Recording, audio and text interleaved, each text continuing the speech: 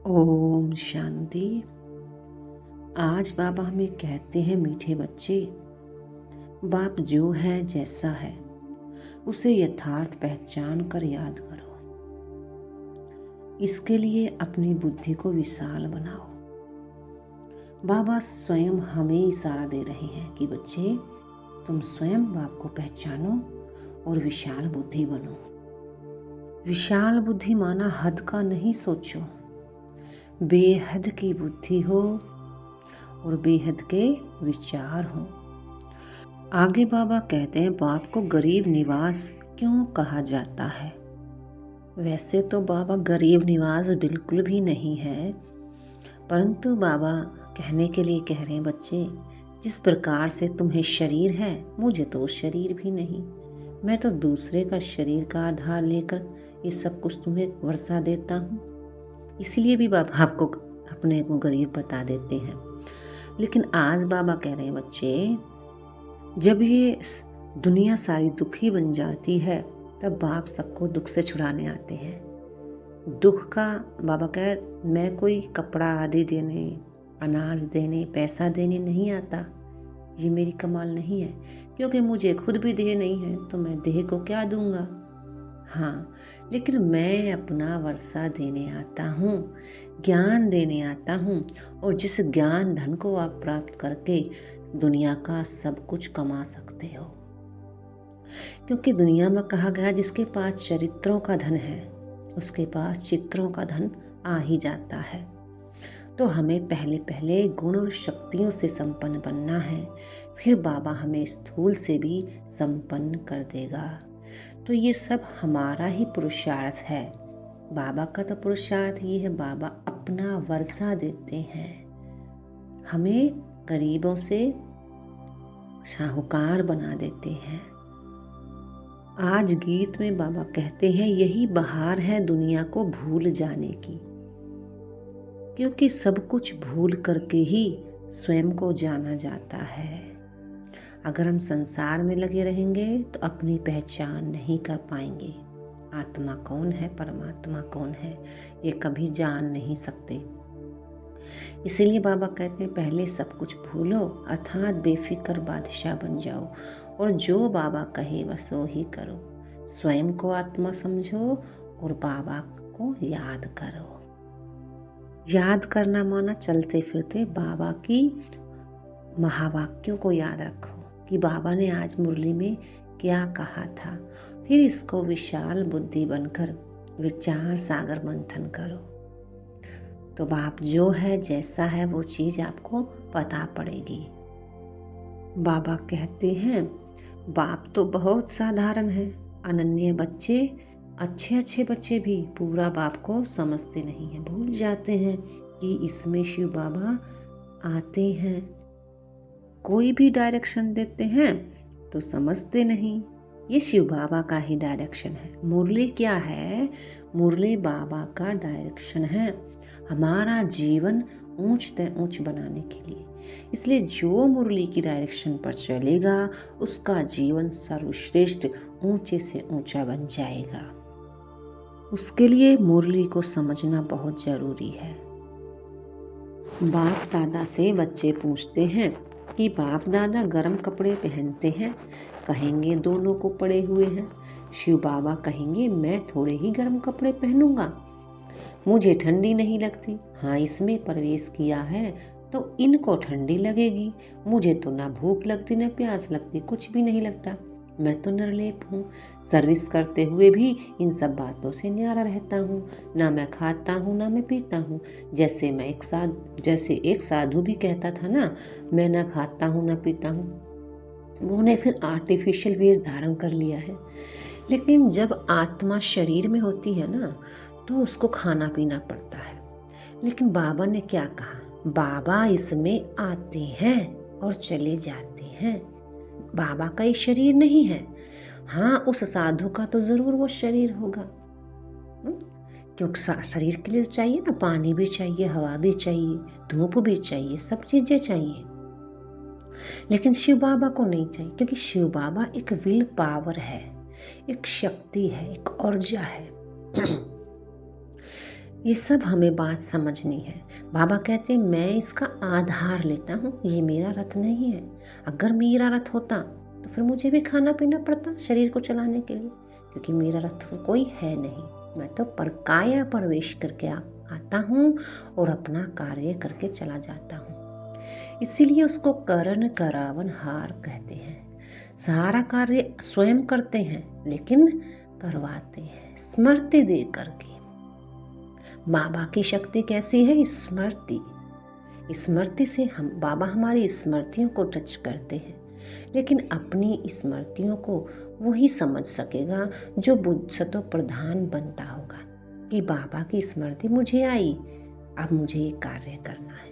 इसलिए बाबा कहते हैं बाबा की टचिंग को समझने के लिए बुद्धि को क्लीन और क्लियर बनाना बहुत जरूरी है। आज बाबा हमें कहते हैं जो गरीब है वही अनाथ है, यानी जिसके पास ज्ञान धन नहीं वो सब गरीब है। और ऐसे गरीबों को मैं साहूकार बनाने आता हूँ। ज्ञान धन से ही सब कुछ प्राप्त होगा, क्योंकि जब हमारे अंदर समझ शक्ति बढ़ जाएगी तो हम हर कार्य समझ से करेंगे और हर कार्य में सफलता होनी शुरू हो जाएगी। बाबा कहते हैं मैं अनाथ से सनाथ बनाने आता हूँ, यानी गरीबों से साहूकार बनाने आता हूँ। साहूकार कैसे बनते हैं? जब हमें ज्ञान से अपने कर्मों को श्रेष्ठ बनाने की समझ मिल जाती है तो हम सनाथ बन जाते हैं। बाबा कहते हैं मेरा कर्म सिखलाना तो बहुत ही न्यारा है, सबसे बिल्कुल अलग है। कर्म अकर्म विकर्म अक्षर भी क्लियर है। मैं कर्म आकर के कैसे सिखलाता हूँ ये सब न्यारा है। कर्म हम दो ही प्रकार के करते हैं, या तो अकर्म या विकर्म, या तो श्रेष्ठ कर्म या बुरे कर्म, या तो पाप या पुण्य। कर्मों से ही हमें प्राप्त होता है। बाबा कहते हैं अपने कैरेक्टर्स अपनी अवस्था खुद देखनी है कि हम कैसे चलते हैं। सबको मीठा बोलते हैं, कोई कुछ कहे हम उल्टा सुल्टा जवाब तो नहीं देते। बाबा को कई बच्चे कहते हैं बच्चों पर गुस्सा आ जाता है। बाबा कहते हैं जितना हो सके प्यार से काम लो, निर्मोही भी बनना है, बच्चों में मोह नहीं रखना, क्योंकि बच्चों में जब हमारा मोह होता है तब हम उनकी जास्ती ही चिंता करते हैं कि आज ये ऐसा कर रहा है तो भविष्य में भी ऐसा ही करेगा। ऐसे ऐसे हम सोचना शुरू कर देते हैं तो हमारा गुस्सा ज़्यादा बढ़ जाता है। तो बाबा कहते हैं बच्चे मोह में आकर तुम ऐसा करते हो, ये सच्ची बात है। अगर हमें मोह नहीं होगा ना तो हमें उनकी गलती भी नहीं लगेगी। गलती क्यों लगती है? क्योंकि हम चिंतित हो जाते हैं उनके भविष्य के लिए। मोह होता है ना कि कल क्या होगा, जब ये आज ऐसा कर रहा है तो कल भी ऐसा ही करेगा। इस प्रकार से बाबा कहते हैं बच्चे निर्मोही बन जाओ, चिंता मत करो, समझाने दो। बच्चे को समझाने देनी है लेकिन भविष्य के बारे में चिंतित नहीं होना है। भाग्य को बनाने के लिए ही तो बाबा हमें पढ़ाई पढ़ा रहा है कि बच्चे अपना जैसा भाग्य चाहो ऐसा बना लो, और तुम दूसरों का भी भाग्य बदल सकते हो। भाग्य विधाता के बच्चे, तुम मास्टर भाग्य विधाता हो। तुम दूसरों के प्रति अच्छा ही सोचो। भले ही तुम्हें दिखाई दे रहा है कि आज तुम्हारा बच्चा ऐसा है, लेकिन आप उसके बारे में ऐसा मत सोचो जैसा वो है। आप उसके बारे में वैसा सोचो जैसा आप चाहते हो। आपने बाबा के महावाक्य पढ़े। बाबा हमें क्या देखते हैं? बाबा हमें अपने समान देखते हैं कि बाप दादा सदा हर्षित क्यों होते हैं? क्योंकि मैं बच्चों को अपने समान देखता हूँ। तो हमें भी सदा हर्षित रहने के लिए क्या करना होगा? उनमें कमी नहीं देखनी होगी, उन्हें वैसा ही देखना होगा जैसे हम बनाना चाहते हैं या जैसा हम हैं। तभी हम हर्षित रह सकते हैं, निर्मोही रह सकते हैं। बाबा समझाते हैं कि सबसे ऊंचा एक शिव परमात्मा है। कहते भी हैं शिव परमात्मायनम है। ब्रह्मा विष्णु शंकर को देवता कह देते, शिव को परमात्मा कहते। तो शिव सबसे ऊपर हुआ ना, तो वही सबका बाप है, सबको वर्षा देने वाला है। तो फिर एक शिव बाबा को ही याद करो ना, एक शिव बाबा की ही भक्ति करो। भक्ति करना माना एक की याद में लवलीन हो जाना, बस, और किसी की भी नहीं। उसी से एक बाप से ही वर्षा मिलेगा। बाबा कहते हैं एक को याद करने से ही वर्षा मिलेगा। इसी को सहज योग और सहज ज्ञान कहा जाता है। एक की भक्ति, एक की पहचान। रूप बसंत बन, मुख से सदा सुखदाई बोल बोलने हैं, दुखदाई नहीं बनना। विचारों में रहना है, मुख से ज्ञान रतन ही निकालने हैं। निर्मोही बनना है, प्यार से काम लेना है, गुस्सा नहीं करना। आज का वरदान है अपने फरिश्ते रूप द्वारा गति सद्गति का प्रसाद बांटने वाले मास्टर गति सद्गति दाता भव।